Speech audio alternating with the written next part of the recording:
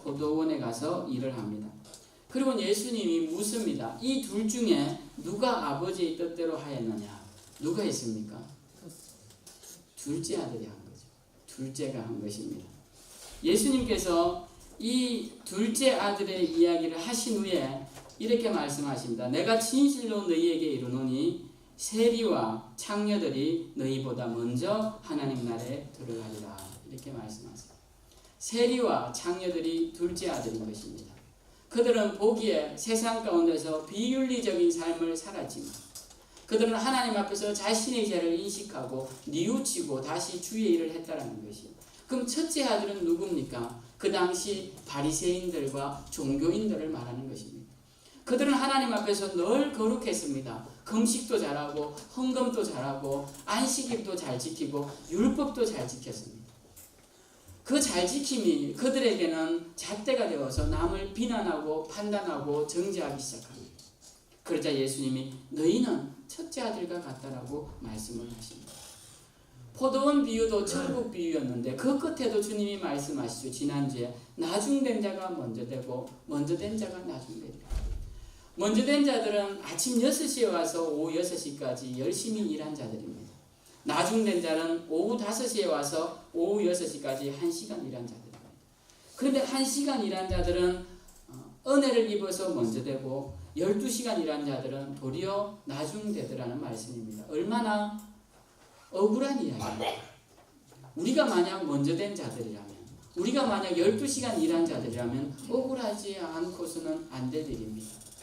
오늘 주님은 우리에게 너희는 먼저 된 자가 나중되지 않도록 해라 라고 말씀합니다. 우리가 먼저 되었다면 오늘 이 말씀을 보면서 우리는 나중되지 않도록 늘 우리 자신을 돌아보아야 합니다.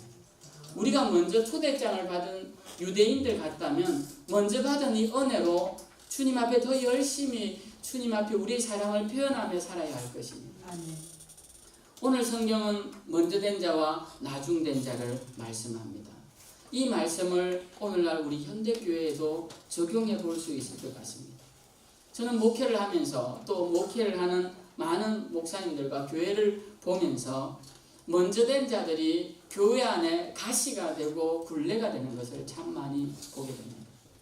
먼저 되어서 헌신도 많이 하고 열심도 내고 충성도 많이 했지만 그 사람 눈치 보느라고 새로 오는 사람들이 자리도 제대로 잡지 못하고 그렇게 교회가 분열되는데 중요한 역할을 하는 모습을 보게 됩니다. 여러분 그러한 사람들이 누구입니까? 교회의 높은 직분자라고 불리는 그러한 사람들입니다. 모든 직분을 가진 자들을 비난하는 게 아닙니다. 목사와 장로를 통틀어 제가 비난하는 게 아닙니다. 우리가 먼저 된 자들은 항상 넘어지기가 쉽다는 것입니다.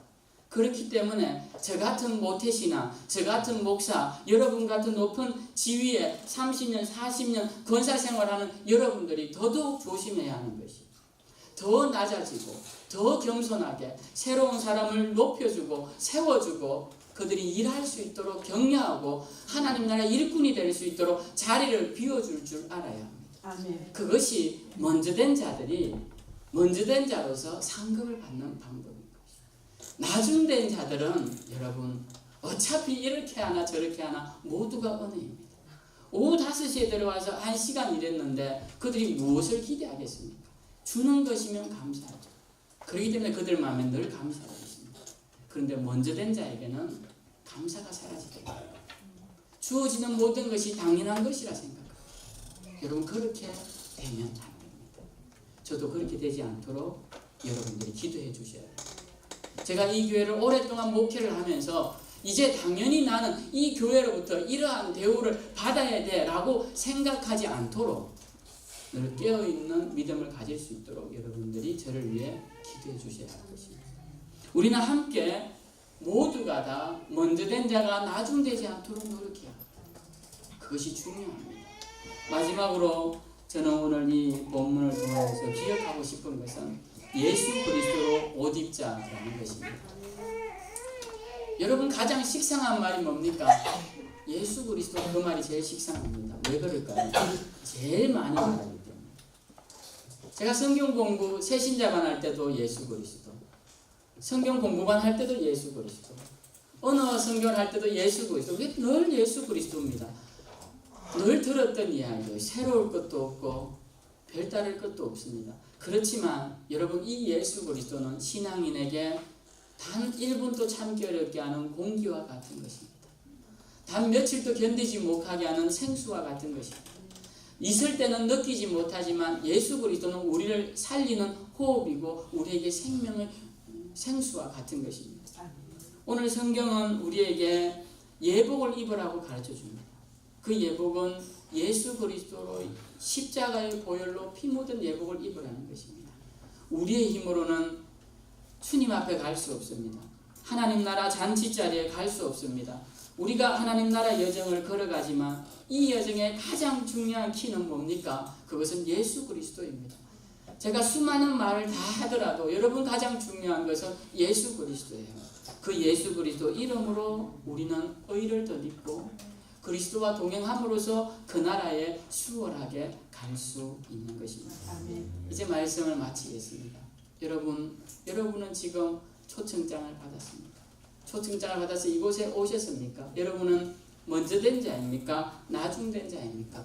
여러분 심령의 마음문을 열었을 때 하나님 나라에 대한 소망이 있습니까? 여러분 지금 누구의 옷을 입어 있습니까? 우리가 이러한 것에 한번 질문을 스스로 해봅시다. 그리고 그 질문에 대한 답을 정직하게 해봅시다.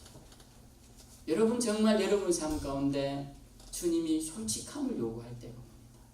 그때는 여러분 정말 두려운 날이 될 것이고, 그때는 정말 세상 사람들이 볼 때는 근심스러운 날이 될 수도 있을 것입니다. 큰 환난을 만난 어떤 분을 만나서 제가 이렇게 권면했습니다. 집사님, 하나님 앞에 솔직하게 서십시오. 솔직하게 서는 것이 얼마나 두려운 일인지 제가 알고 있습니다. 집사님이 갖고 있는 세상적인 모든 화려함 하나님 앞에서 아무것도 아닙니다. 하나님 앞에서 솔직하게 서십시오. 그러니까 그렇게 말하더라고요. 목사님, 솔직하게 서는 게 두렵습니다 라고 얘기를 하더군요. 여러분, 솔직하게 서야 합니다. 여러분이 입고 있는 옷 대단치 않은 걸 우리 다 알고 있지 않습니까? 그 옷을 벗어버리고 주님의 옷을 입어야 합니다. 그리고 그 보혈의 은혜에 의지하여 담대하게 은혜의 보좌로 나아갈 수 있어야 합니다. 아멘. 오늘 이 놀라운 은혜가, 하나님 나라의 놀라운 은혜가 저와 여러분들 가운데 넘쳐나시기를 주님의 이름으로 축원드립니다. 아멘. 우리 함께 찬양하시죠. 우리 오직 예수뿐이네라는 찬양인데요. 은혜 아니면 살아갈 수가 없네. 그것마저도 다 주의 것이. 우리 가사를 생각하면서 주님께 이 찬양 올리도록 하겠습니다.